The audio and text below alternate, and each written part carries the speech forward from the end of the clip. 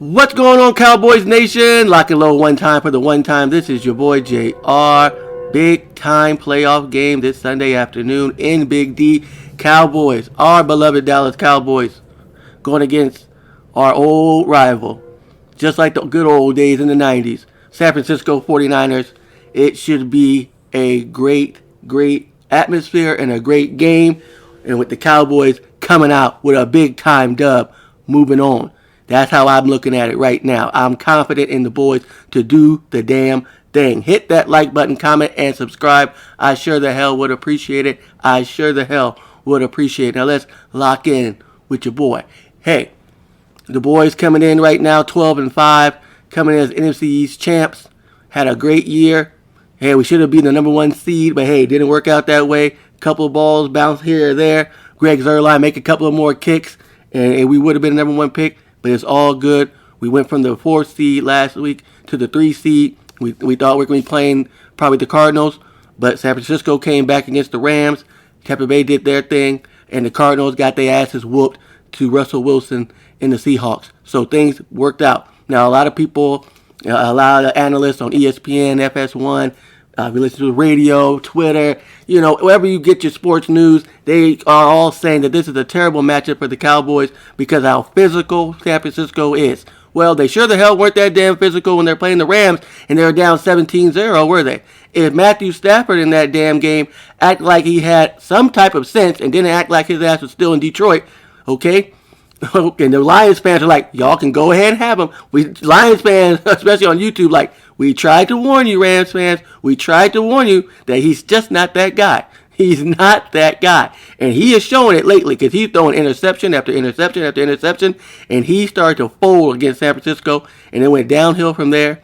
And they took the ball out of Jimmy G's hands because San Francisco coaching staff and team do not trust their own quarterback. And they just started to hand the ball off. And they started to just run the ball down the Rams' throat. And it worked. All the way it got to overtime. And if Matthew Stafford just throws the ball like he usually does deep and just launches that motherfucker to OBJ, we might be having a different story here. You get what I'm saying? You feel me? We'd be probably playing the Saints. We'd be probably playing Philly right now, probably. So it would be, so they were one bad throw away from being out the playoffs, but they're so physical. Now don't get it twisted. They're 7th in the league in rushing, and we're about 16th, middle of the pack. And that's fine and all, because we are more of a want to rush the passer type of defense. But don't mean that we can't nut up one time and bust your ass. Because we can. We can get you. We can kick you in the mouth real quick. We can kick you in the mouth. We have some dogs. We got some real dogs on defense. We got some real dogs. You know what I'm talking about. But before I get to them, let's talk about their offense overall. Okay, yes, they're going to try to come out there and establish the run. And everybody's MO against San Francisco, stop the run and make Jimmy G beat you. And that's nothing has changed. So the key to victory for the boys are, hey, stop the run. Number one, make them one-dimensional. But they're going to keep coming. That's the only one thing about San Francisco. It's not like how like we do. We get a couple of runs that go, 3 yards, 2 yards, maybe one for negative 2 yards, and then all of a sudden we completely leave the running game. No, San Francisco is going to keep coming and going and going to keep handing the ball off over and over until one works. But we have to make them get the notion that not today, not on our watch, that you are going to come in here at our home stadium with our fans when we are rocking and rolling, okay, all with this whiteout crowd, with the whiteout going on. I don't want to see no sea of red like they had last time when they were in Dallas. There better be all white jerseys, white shirts, everything, towels going, everything. I do not want to see a sea of red of fans in Dallas. Do not sell your tickets to these motherfuckers. Please. But getting back to business. Okay? Stop the run. Make Jimmy G beat us.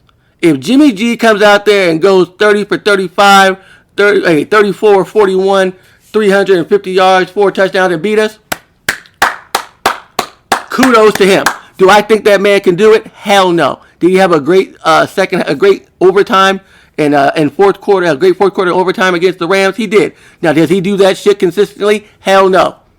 Hell no, he don't. So put the ball in Jimmy G's hands. Yes, they have Kittle.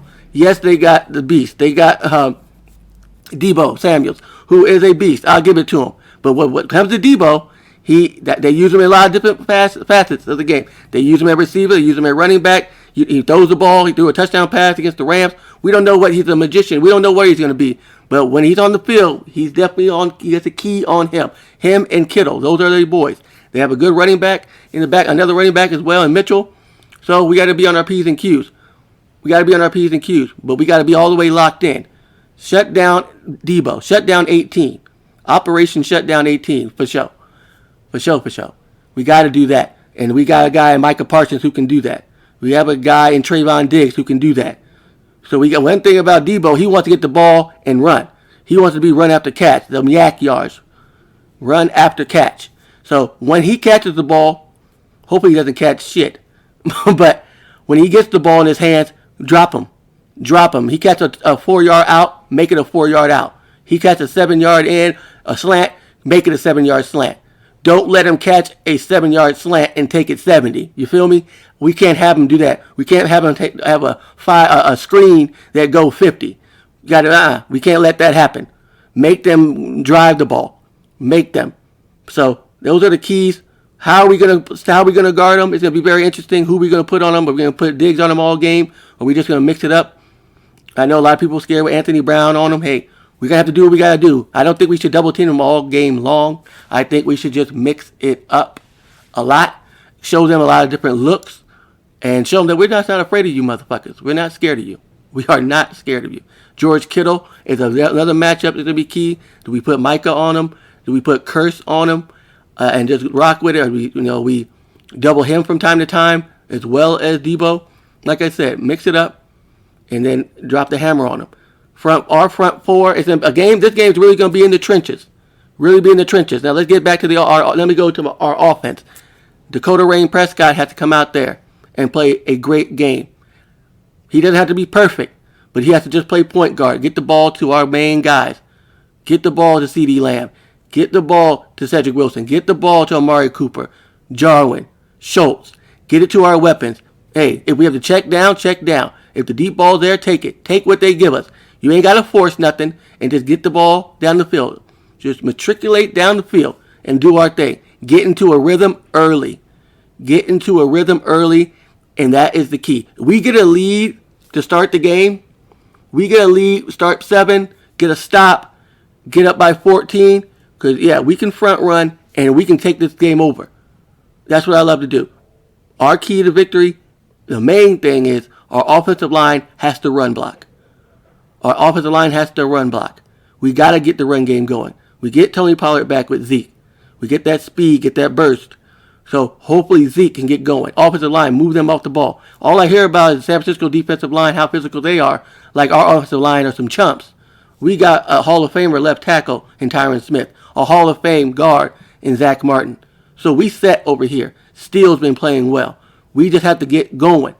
We have to protect Dak. But how to protect Dak even better, have a great running game where Dak can get comfortable and the defense is on their heels where they don't know what we got to do. You get what I'm saying? Tell them short yards. Get 2nd and 5, 3rd and 2, 3rd and 1s. You know what I'm saying? Make it easy on Dak and make it easy on our entire offense to get flowing. And I think we can do that. If we get a lead and we get a lead to a point where they can't run the football anymore, where they have to play a shootout game, they can't hang. That's not what they don't want. They want to muck it up. They want to make the game ugly. We don't want that because we make them have a little bit of hope and they feel like they can do that. No, we don't want that because we don't want to give them no hope that they can just do that. We don't want to give them a 10-0 lead and then they want to run the ball and all of a sudden we can't get the ball back in time. You feel me? We don't want that either. So we have to be the aggressors. We have to play bully ball against them. Show them that we could impose our will and be the physical team as well. With Zeke in the run game. Then we come with Pollard with the speed and the agility on some screens, some runs. Get them outside on the edges. Hey, show them our whole arsenal. Hey, Kellen Moore has to be on point with the play calling. Let it all out. Let all the big plays out. I know you've been holding back lately. Hey, use the whole playbook right now. We have too many weapons on our offense to not cook in this game. I expect us to play well all the way around. The only concerns are our special teams. It's Greg Zuerlein. Greg Zuerlein has to get these kicks together. Fossil, our special teams coach, thinks that it's mental with Greg.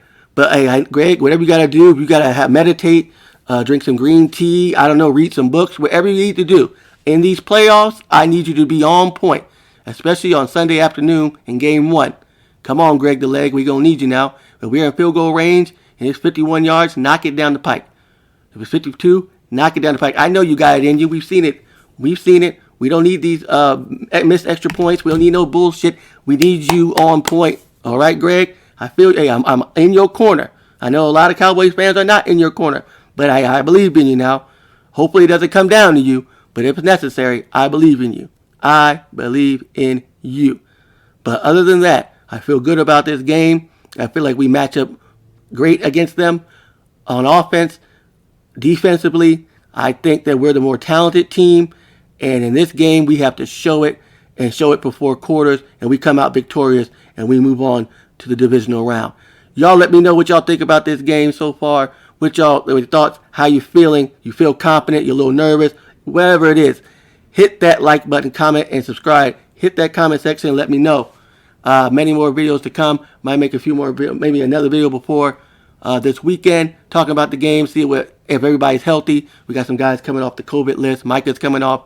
Trey should be coming off soon. Until Anthony Brown's came off the list. So we're getting the guys back. Tyron's back. Everything should be all good. We're one of the most healthiest teams in the entire playoffs. Hey, Cowboys Nation, lock all the way in with your boy. I will holla at you later. Peace! I'm through.